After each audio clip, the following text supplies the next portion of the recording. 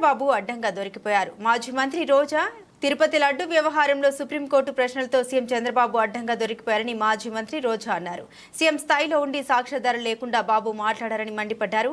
Supreme court సరిగ్గా విచారణ చేస్తే నిజాలు బయటకు వస్తాయన్నారు. సిట్పై తమకు నమ్మకం లేదని తెలిపారు. అంబటి రాంబాబు స్పందిస్తూ లడ్డు ప్రసాదం విషయంలో రాజకీయ ఆరోపణ చేసి లడ్డులో దొరికిపోయిన బాబు అని సైటర్లు వేశారు. చంద్రబాబు నాయుడు తన స్వలాభం కోసం పవిత్రమైన తిరుపతి లడ్డు మీద నింద వేసి ఈ రోజు శ్రీవారి భక్తులందరి మనోభిప్రాయాల్ని దెబ్బతీశాడు. సో మళ్లీ ఆ భక్తుల మనోభిప్రాయాల్ని పునరుద్ధరించాలని, దానికి సుప్రీంకోర్టు కలుగజేసుకుని ఇది విచారించి నిజానిజాలు తెలపాలని మొదటి నుంచి మేము కోరుకుంటూనే ఉన్నాం. ఈ రోజు సుప్రీంకోర్టు ఈ కేసుని స్వీకరించడం జరిగింది.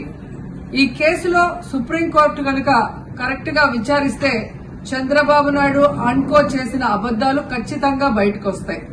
ఎందుకంటే మీరే చూశారు, చంద్రబాబు నాయుడు లాంటి వాళ్ళు ఒక సీఎం స్థాయిలో ఉండి తప్పు జరిగిందా లేదా అని విచారణ చేయకుండా, ఎటువంటి సాక్ష్యాధారాలు లేకుండా కేవలం జగన్మోహన్ రెడ్డి గారిని టార్గెట్ చేయాలి, ఆయన మీద నింద వేయాలి, ఆయన్ని హిందువులకి దూరం చేయాలన్న ఒక దురుద్దేశంతోనే ఈ యొక్క కామెంట్ చేశాడు అనేది స్పష్టం కాబోతుంది.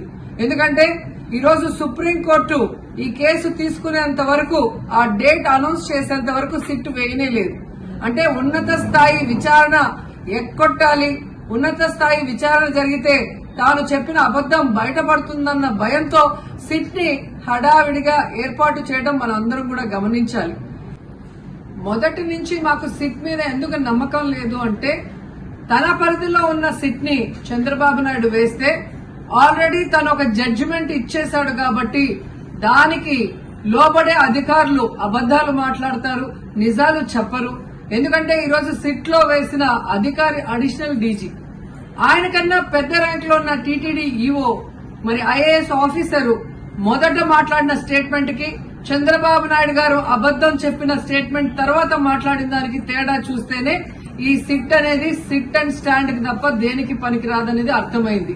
అందుకే మేము మొదటి నుంచి అడిగాము, సుప్రీంకోర్టులో విచారణ జరగాలి, సిబిఐకి డైరెక్షన్ ఇచ్చి విచారిస్తే ఖచ్చితంగా మత కల్లోలాలు సృష్టించాలనుకున్న చంద్రబాబు నాయుడు అన్కో అందరికీ కూడా బుద్ధి చెప్పే అవకాశం దొరుకుతుందని. సో ఈ రోజు విచారణ స్టార్ట్ అయింది. దీన్ని సిబిఐకి అప్పచెప్పి సిట్టింగ్ జడ్జి పర్యవేక్షణలో విచారణ జరిగితే ఖచ్చితంగా హిందువుల మనోభిప్రాయాల్ని గౌరవించిన వాళ్ళం అవుతాం, పునరుద్ధరించిన వాళ్ళం అవుతాం.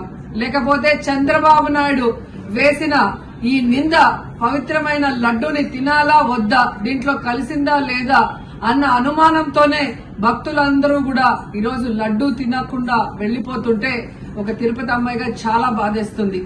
ఈ రోజే అలగర్ కోయిల్ మదురై దగ్గర దక్షిణ తిరుమల చాలా పవిత్రమైన టెంపుల్.